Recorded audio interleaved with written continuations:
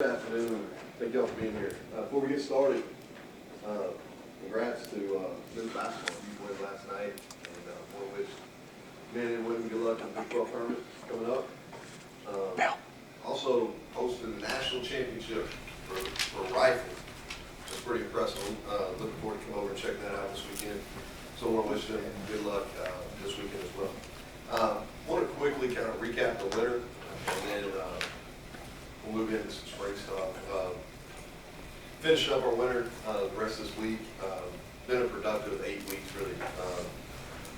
Depending on how you look at it, for the kids, probably been a long 8 weeks, really. For staff, it's been relatively short just because there's so many things going on. But I want to give Mike Joseph and his staff a lot of credit. I think they've done a tremendous job. Really in the winter, we really focused on developing competitive character, mental toughness, discipline, and then team chemistry. Those have been kind of the focus. And I think our guys have made huge strides on that. Buy-in has been really high, and that's a credit to the leadership on our football team so far. Workouts have been high energy. They've really done what we've asked them to do. I think everyone, coaches, players, everybody's ready for spring ball. There's only so much evaluating you can get done during winter conditioning, but credit to our guys so far. So far, so good. No depth chart right now, which I know is going to be disappointing to some of you guys. But really, there's nothing to base it off of. When I came in here, I told our guys, hey, everybody's got a clean slate. So I've watched very little video. I've said that before publicly. So I don't think it's fair to the guys on the team that have been working for 8 weeks for me to release a depth chart on something that I don't have one practice of evaluation. So everybody's got a clean slate and 15 practices. And the way I'll present this to our team, the same way I'll present it to you all, is the guys that are on our roster right now have 15 practices to put themselves in position to play in the fall. When we go into fall camp, all our signees or any roster additions will now be given the same courtesy. They'll have between 14 and 18 practices to prove that they're ready to play when we kick it off versus James Madison. Spring priorities for myself and our coaching staff is and these are not in any particular order, but there's 5 things that are really important. Is the first one is to establish expectations and how we want to practice. The second one is we got to ID personnel, make sure we have people in the right spots, and create a depth chart. The third is to continue to teach base fundamentals. I think spring practice is one of my favorite times as a coach because you don't have a game that you're preparing for. It's really about the basics of football. Fourth thing would be to teach our base schemes in all 3 phases. Okay, offense, defense, special teams. We're not going to get too extreme as far as what we're going to install. It's going to be basic. And then last thing is just competition. Competition in several different ways. Offense, defense, competition within those position rooms. But those are the priorities as we head into spring. Quickly, I'll kind of give some thoughts offensively and defensively, and I know you all have some questions. Some I'll have answers to. Some I just won't until I actually get to watch them with the ball. Starting off with offense, I think offensive line is one of the things that this spring is probably as important as anything. Is we got to find the right positions to put all the guys in. We've got some guys up there that played a good bit of football. The center position is something that's really important. That we've got to establish a 2 deep there. And we've got some young guys that I think it's time. They really need to make some moves. You know, guys like Mike Brown, Bryson Mays, who's had a great winter. Some of those guys really got to come on. At running back, I think that's the strength of our offense right now. The competition we have in that room, quite frankly, that's what we need across the board. I think we've got 4 real high-quality guys in that room that are going to compete at a high level all spring. They're talented. They've had really productive off seasons, and really we'll need to utilize more than one. You know, I think that if those guys plus we add Tony Mathis in the summer, I think that's we got to figure out probably how to get more than one of those guys on the field. At receiver, we've got a couple guys established. I think it's big. You know, I think T.J. Simmons and and Bush. I think it's time for both of those to kind of increase their roles. And then we got some young guys, some redshirt freshmen, sophomores that, hey, they've been kind of in the shadows, and now this spring's gonna be their first time to get out there with the ones and show that they can be productive at this level. Guys like Sam James, Quincy Hall, Bryce Wheaton, Randy Fields, those type of guys. It's this spring's going to be really critical for them. At tight end, I think very similar to how I was talking about T.J. Simmons. I think T.J. is ready to kind of take the next step and kind of be a go-to guy. I think if you look at tight end, Giovanni Haskins is the same guy. He's had a great offseason, has all the skills that you're looking for at that position. And then T.J. Banks is another guy that's going to get a lot of reps there this spring. And that quarterback, I'll just kind of, because I know I'm going to get questions on this, so I won't waste my time previewing this. But basically, three-way competition. We'll have it split up of who will be the lead guy each day. But the way we practice, they're all going to get enough reps. And here's my basic line. And I know y'all asked this a bunch of different ways, which I respect, okay? But basically, it's like, here's my deal on quarterback competitions. Is when it's clear, it is clear. And I've been involved in a bunch of these throughout time as a play caller. And when it's clear, it's clear. And there's a time to when you name that guy. But the best answer I can give you is when it's clear, it's clear. I think all three of those guys have really worked hard this winter. I think they've worked hard trying to learn schematically what we're trying to do. I think they've established themselves as leaders. And so I'm excited to see how they're going to go out and compete once the balls come out. So that's offensively. Defensively, I think at D-line, starting off there, is we got to establish a real two deep in that interior D-line. Offense, I'll go back to this. Offensively, a lot of similarities schematically to what they've done here in the past. Defensively, it's really different. And so there's going to be a little bit more of a learning curve maybe for some of our defensive guys. But starting with our D-line, we need to establish a two deep really across the board there, interior-wise, at our nose and our three technique spot. I think I've been impressed. I think Darius Steele is a guy that's going to fit what we do schematically, I think, really well. I've been impressed with how he's changed his body over the winter. I think there's some, Reese Donahue has been one of our top workers all winter, which, I mean, you all know him, so that's to be expected. We need guys like Dante Stills. He's got to come, And then at 5 technique, where we're going to play Pooler and really excited about Taj Austin, who's a mid-year signee. So we feel like we've got some bodies there. We just got to develop. We've got to develop there. Inside linebacker, so you'll have an idea when we talk about that, and you can get into it with our defense staff if you want to. When we talk about inside linebacker, we're talking about our Mike linebacker position and our bandit linebacker position, okay? So when you hear us use those terms, so like Blake Seiler's coaching inside linebackers, those would be the two positions that he's responsible for. I think we got really good competition at Mike linebacker. I feel like, unless something changes now, I think Tonkery's going to be almost full speed for the spring, so that's good. And he and Shea Campbell have played a lot of snaps there. At Bandit, right now we've got several guys that were working there.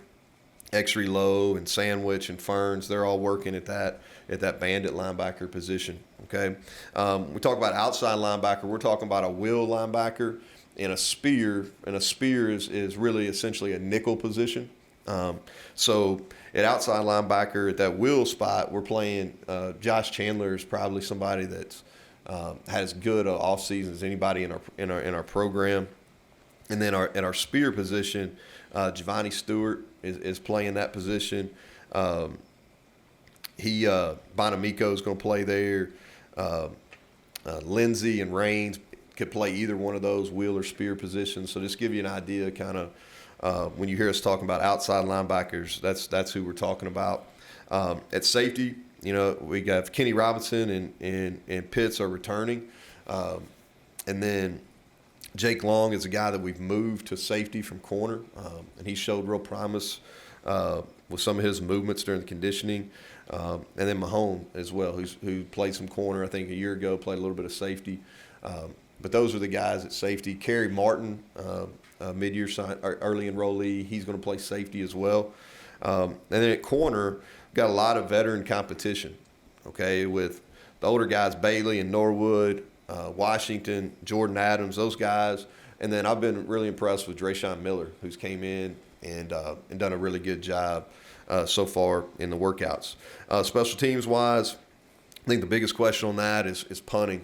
Who's going to handle the punting duties? And so we've got some people that we feel like are more than capable, and I look forward to kind of watching them go about competing as we get into that as well. So I know that's kind of a long kind of opening, but wanted to kind of cover that, and with that, I'll open it up for questions. You've been through first springs before, whether it's OC or head coach. Biggest issues the first time around in installing what you need to install and doing what you need to do? For my end or for the players? For my end, just having patience. It's not necessarily a virtue of mine. So having patience.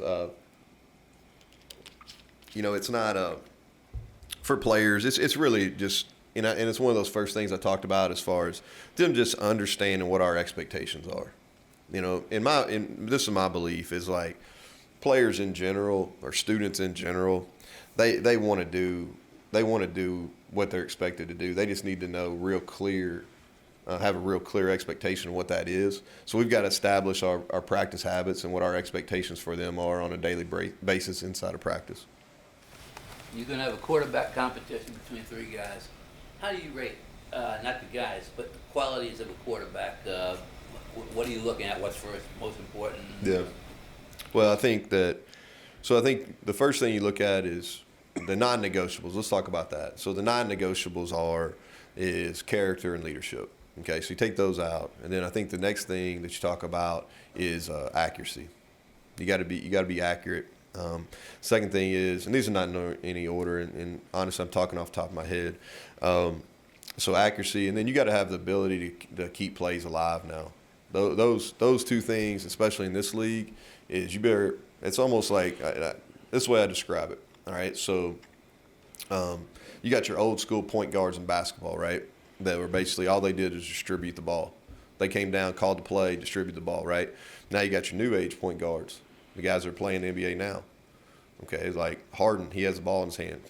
For all intents and purposes, Tony, your basketball, he's playing point guard a lot, And so what's he doing? Well, he's creating shots for himself, but he's creating shots for others, but he's also creating shots for himself. So same thing for a quarterback is just being able to distribute all the time. Yeah, those still apply, but he's got to be able to create his own. You know what I mean? Like, because sometimes we're not going to block them all, and he's got to be able to create opportunities for himself. So accuracy and being able to keep plays alive. Kind of elevates decision making quite a bit, doesn't it? Yeah. Decision making is, to me, like and I should have said that. That's part of a given too, I guess, honestly. But decision making really clears itself out. You know what I mean? Like, and what I'm saying on that front is like if you're making bad decisions, okay, you have pre-snap and post-snap decisions. All right. So pre-snap decisions, you're getting yourself in the wrong place. Post-snap decision, those are ended up in turnovers if they're bad, right?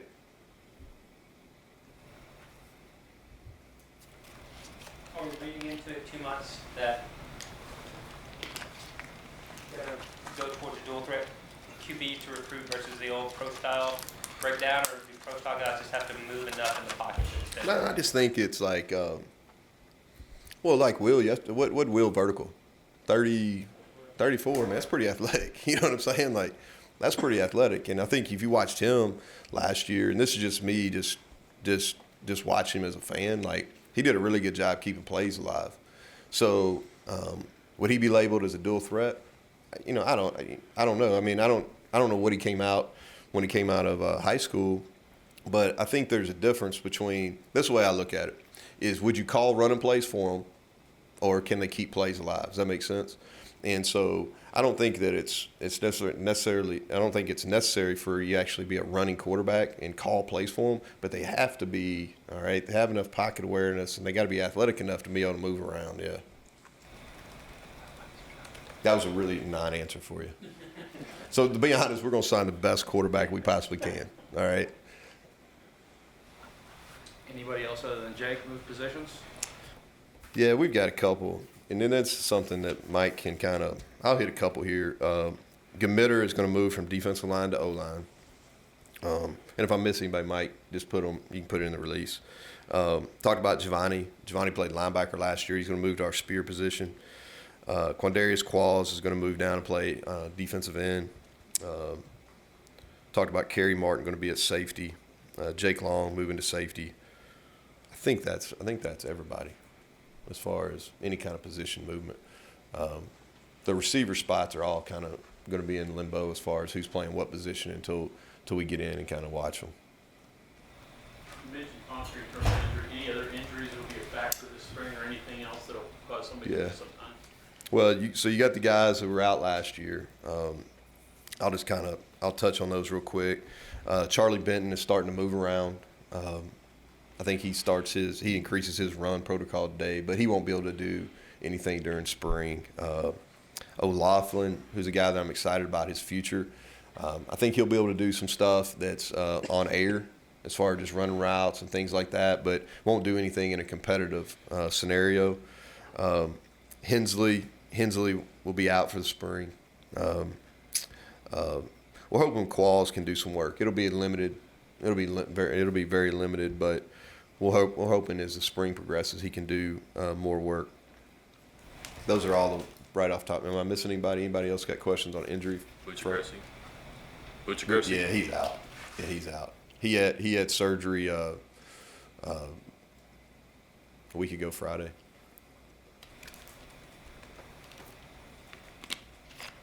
Anybody? Second biggest special teams question. How will that position be coached as far as? Yeah. So I guess I can kind of. I'm gonna hold off on that. I'm gonna hold off on that. I promise though, I've got an answer for that. So, but I'll do it before. We've actually got a staff meeting later today, kind of going over some of that stuff. So. This is a conference that's known for its offense. And Mm-hmm. Is there a danger as a coach of getting caught up in the idea of we got to outscore them, and kind of even subconsciously ignore the defense a little bit as far as even maybe recruiting or whatever? I think each game's different. I really do. And you can't deny that this has been an offensive league. You know, I do think though, if you look at it, last year, and this is just me kind of coming into the league over the last few weeks, just kind of evaluating each team. I think there's been some real solid defensive improvement across the board in the league, and some of the reasoning behind the offense is, I mean, look at the incredible run of quarterbacks this league's had. I mean, it's incredible, honestly. But I think you have to understand that at the league as it is currently is you got to be able to score. Now, I don't think there's any reason why you can't be really good on offense and really good on defense, you know, but you do have to score in this league. 15 practices. Mm-hmm. The weather in West Virginia can be rather unpredictable this time of year. How do you adjust those practices when the weather can be so? Yeah. Well, I think we're going to play in these elements, so you need to practice in them. The good thing about spring is you got some flexibility there, you know. So, like, if it's snowing really heavy, then we can always – if you look at our schedule, most of them have a day in between, so you always can slide a practice. You want to practice – there's a really a kind of a mesh there. You want to practice in the elements, but you also want to get quality work done. Does that make sense? Now, we do have the advantage of having the IPF too, where we can get good. We can basically do everything in there besides punt. So, I don't know if that's a real answer, but we have the ability to move some days around on the schedule. But we're going to practice in the elements as much as we can. How's the transition going? Team building. Yeah, you know, I think that's always a challenge coming in. The credit to our guys is they've really bought in on this process. We've done several team bonding things.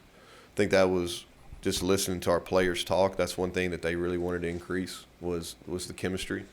And I think staff to player to player, I think across the board.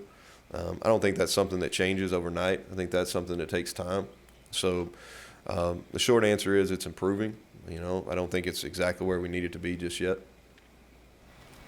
What feeds into that accountability competition? Yeah, so the accountability teams, basically, we break the team in. There's 10 different teams. Each team has a captain. Each team has an assistant captain. They basically drafted their own teams. And then what we do is everything within the whole semester is scored and evaluated. So anything from academics, strength conditioning, nutrition. You've seen where we released the student of the week, the weight room warriors of the week. Those get points. They get additional points for community service. So all that goes in. We do team competitions weekly. We're concluding that. We're doing a kind of finale of our winter with Mountaineer Olympics today in the afternoon. So that's another opportunity for them to gain points. So it's a little mixture of competition and fun. But what it does is we try to identify some leaders and where they hold those their teammates accountable. And it's been good. You know, there's some growing pains with that, but I've been pleased with how it's gone so far. What's the immediate payoff for the winning team? So basically, within NCAA rules, we give them there's like a gear package. So like there's a first, second, and third. Yeah. So we carry it all the way through. So we give them when they come back in the summer. We'll give it to them because you got to wait till the final grades are posted because that's a big chunk. So when you're drafting teams, you got to draft intelligently. You got to think about, okay, who are my community service guys? Who are my academic guys? All right, who are going to make the biggest gains weight room? Who's going to do what you know what I'm saying? Because it's you gain points, but you also lose points. So They'll carry that through to fantasy football for the rest of their lives. no doubt. You mentioned winter workouts. Obviously, Mike Joseph has done this a long time. Yep. How much did you guys tweak what he has typically done in winter workouts? Was it a lot different or just a little different? I think probably a little. You know, the thing that I was really pleased with coming in and not knowing Mike, honestly, not knowing him, is that his beliefs and my beliefs are really aligned. A lot of things that he feels passionate about, I feel passionate about. I think there's a lot in the weight room that you know, obviously the strength stuff. I think you gain confidence. I think you gain mental toughness. You know, I think that he and I share the same belief that discipline and accountability is established there, especially in your summer and your winter. So probably a little bit different. Maybe the accountability teams were different. How we maybe stage some of our winter conditioning were different. So it was probably a combination. But the workouts and stuff, you can tell by looking at me, I didn't get any workout warriors when I was playing, I promise you. So, you know, all the strength conditioning stuff was all his. Coach, Have you at tight worked end, out a there's plan some with- interesting body types in there, maybe some interesting skill sets. You're an air raid guy who has shown in the past, like Jason Morrow comes to mind at Texas Tech. Sure. That when you get an interesting body type, you'll do some creative things with them. What's your thought process with that room going into the spring? Yeah, I'm excited about that group. You know, really, I talked about Giovanni there, having his skill set. I think he's got a tremendous upside. O'Loughlin's the other one. You know, I'm hoping he continues to progress back from his knee injury. He's a guy that came in, it's put on weight, put on strength. He's a guy that I think has a great future here. The way we've got that room divided, we've basically got tight ends, and we got an S-back, which is basically a fullback position. Like the S-back's going to be like Logan Timmons. That's what he's going to play. But good. The thing that's one of the differences being in a Power 5 compared to some Group of 5 is if you hear me and like I'm not getting emotional, like I've been sick all week, so like so I'm fighting through that deal. But I